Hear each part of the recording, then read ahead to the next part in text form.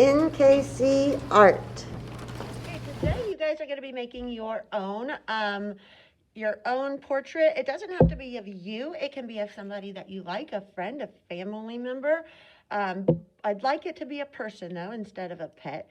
But what we're going to do is we're going to draw a portrait of you or that person that you choose in the style of Picasso and his Cubist work.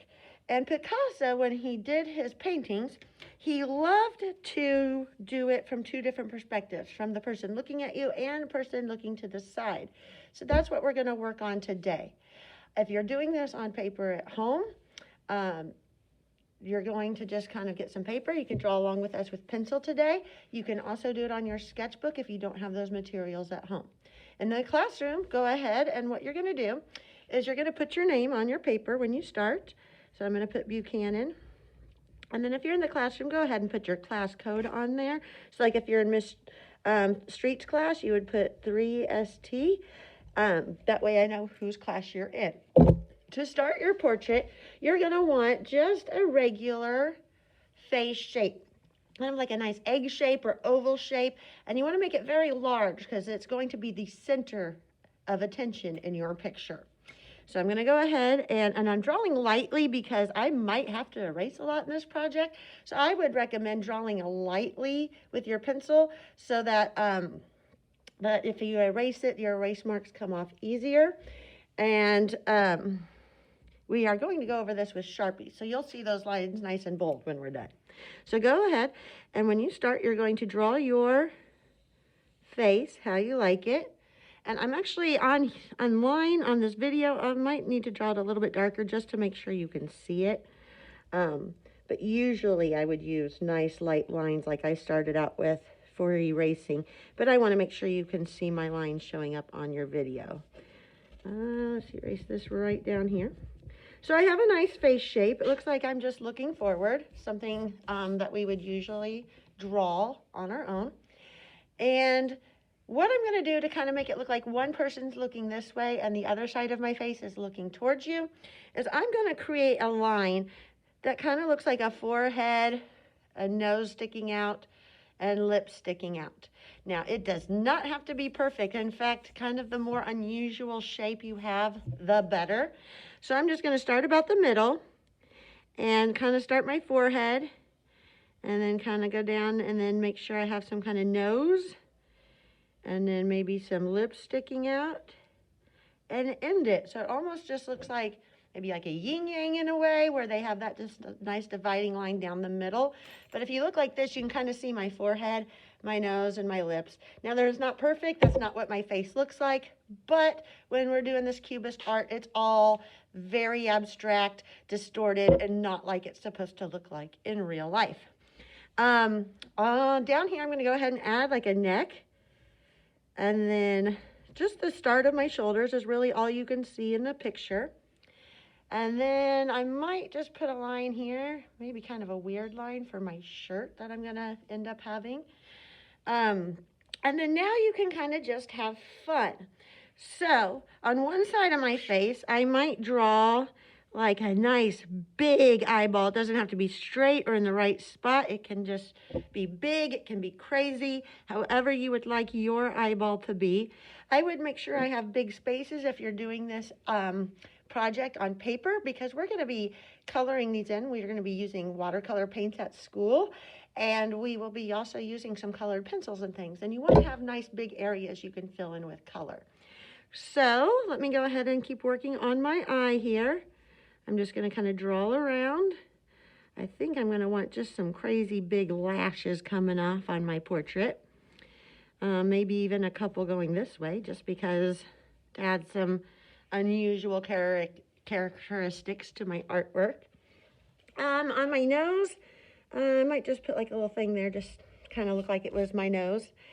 I can draw some eyebrows going on. And I think I'm going to want to color my eyebrows in, so see how I made it to where it has like that area inside. I didn't just do a line. I made it an actual shape of an eyebrow.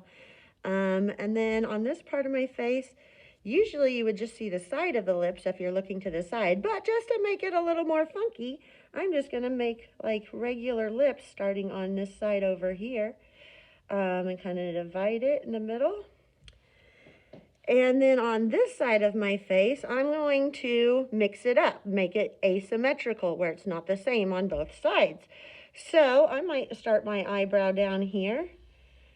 And I'm going to want to paint that one in too. That's just kind of what I'm thinking ahead. As I'm drawing it, I'm thinking of how I might want to color this when I start painting and adding color to it.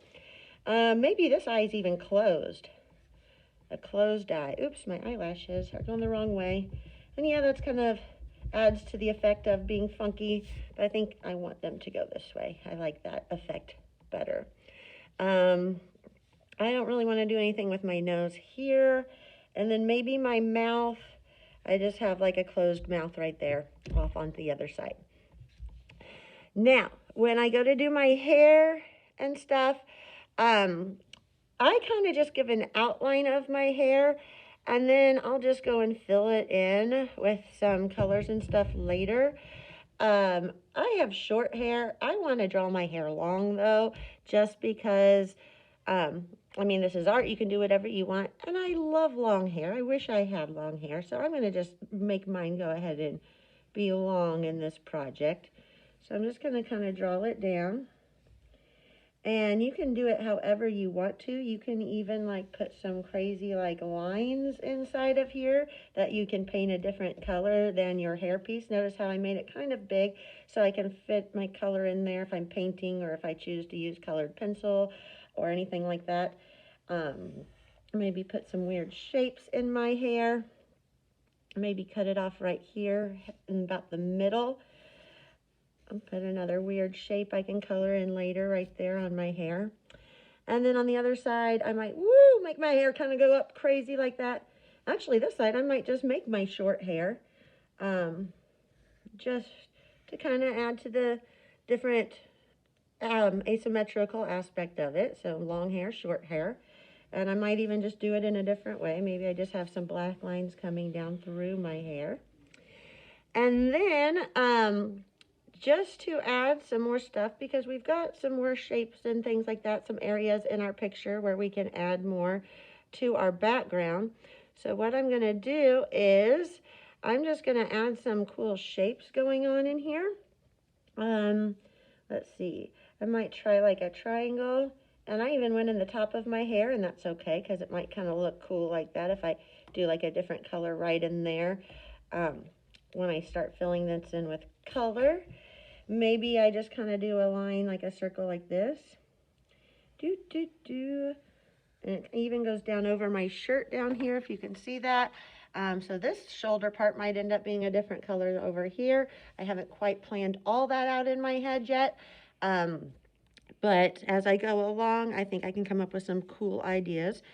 And then maybe another line just kind of going almost like a part of a rectangle or triangle over here. And then, I might add just a line here to break this part up so I can do different colors or patterns on that side.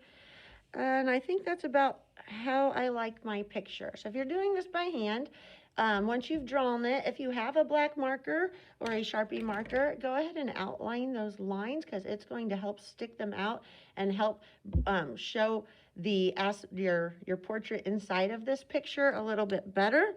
Again, if you're doing this on Sketchbook, I'm going to have a video of how to do that on Sketchbook to kind of give you an example. So what I'm going to do is go back and trace my face, getting all of the lines. And then if I mess up and I get off of my pencil line and I don't want that in my picture because I think it looks messy, you can always go back with your eraser and erase your pencil lines. Because the Sharpie marker, once it's dry, it won't smear or smudge, so you can erase right over the top of it and get rid of those extra lines. Like you see these lines right here. I don't know if you can see them on the board or not, or on your computer, but I have a couple of pencil lines I completely missed, so I'm just going to go back and erase those so it cleans up my picture a little bit more. But all we're doing today is we're going to draw our picture and then go ahead and trace it with Sharpie to try to get it ready for next week. when we add some patterns and different colors and some paint to our project. I look forward to seeing what you come up with.